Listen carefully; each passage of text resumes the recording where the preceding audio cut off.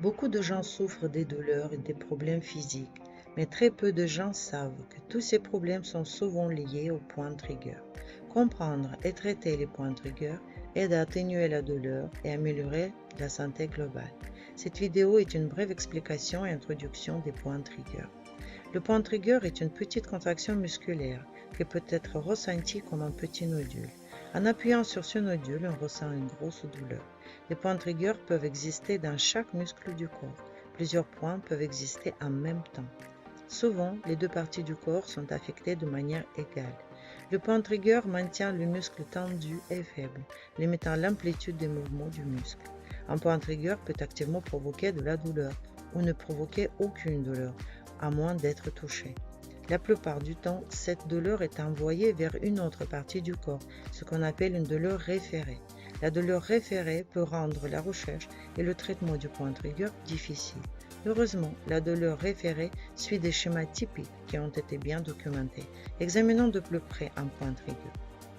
Un point trigger se trouve dans une bande tendue du fibre musculaire, un brin serré du muscle qui ressemble à une corne, facilement confondu avec un tendon.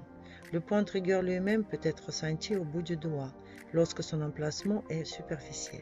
Sa taille varie d'un pignon au petit pois. Lorsque nous continuons à zoomer, nous pouvons voir les fibres musculaires qui composent le muscle. Les lignes sur les fibres musculaires représentent des millions de sarcomères, agissant comme des minuscules pompes qui doivent se contracter pour créer un mouvement.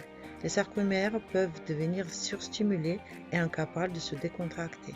Ce nœud de sarcomère contracté montre un segment de la fibre qui est devenu plus courte et plus épaisse en raison de la tension que provoque le nœud, mais aussi un segment différent qui devient étiré par cette tension, montrée par la plus grande distance entre les sarcomères. Plusieurs de ces sarcomères contractés forment un point trigger. Des segments étirés de la fibre musculaire donnent de la raideur au point trigger. Lorsque les sarcomères sont contractés, ils stoppent la circulation sanguine à proximité immédiate, ce qui amène à un manque d'oxygène et l'accumulation de déchets, ce qui irrite le point trigger. En retour, le point trigger répond en envoyant des signaux de douleur au cerveau, ce qui stimulera à arrêter d'utiliser le muscle, le rendant encore plus court et plus rigide. Les points trigger ne disparaissent pas sans traitement approprié. Le moyen le plus efficace de traiter un point trigger consiste à appliquer un massage profond directement sur le point trigger. Cela peut se faire sans l'aide d'autres personnes.